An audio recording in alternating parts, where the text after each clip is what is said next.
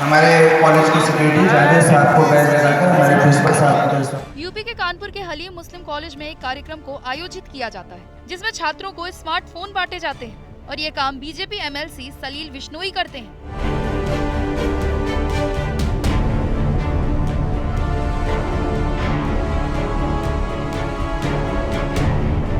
लेकिन इसके बाद जो बवाल खड़ा हो चुका है, शायद ही उसके बारे में किसी ने सोचा होगा कि आखिरकार एक सामान्य से कार्यक्रम के कारण बीजेपी एमएलसी सवालों के घेरे में क्यों खड़े हो गए।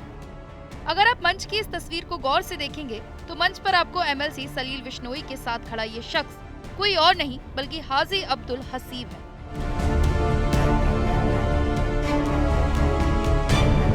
जिस पर कई आपराधिक मुकदमे दर्ज हैं। इतना ही नहीं, 3 जून को कानपुर में हुई हिंसा के अपराधियों के तार भी हाजी अब्दुल हसीब से ही जुड़ते हैं। इसके अलावा अब्दुल हसीब पर मुस्लिम एसोसिएशन की जमीन को अवैध ढंग से माफियाओं को बेचने का भी गंभीर आरोप है।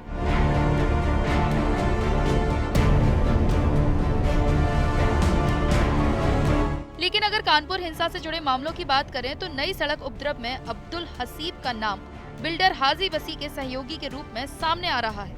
आरोप है कि हाजी वसी ने हसीब की मदद से ही हलीम कॉलेज की जमीन पर कब्जा करके उस पर बहुमंजिला इमारतों का निर्माण कराया और करोड़ों रुपए कमाए हैं। इसी के चलते अब बीजेपी एमएलसी सलील विश्नोई और बीजेपी पर सवाल खड़े हो रहे हैं कि जब सरकार जीरो टॉलरेंस की नीति पर काम कर रही है तो फिर जिन लोगों पर आपराधिक मामले दर्ज हैं, उनके साथ बीजेपी के नेता क्या कर रहे हैं और इस तरह मंच साझा क्यों कर रहे हैं।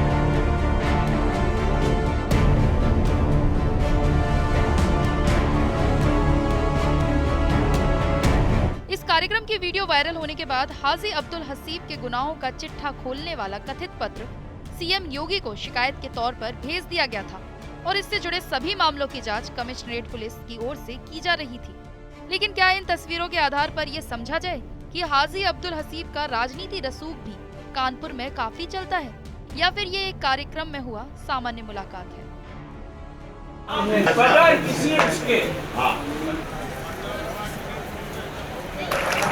हमारे कॉलेज की सिक्योरिटी जावेद साहब को बैच लगाकर हमारे प्रिंसिपल साहब को।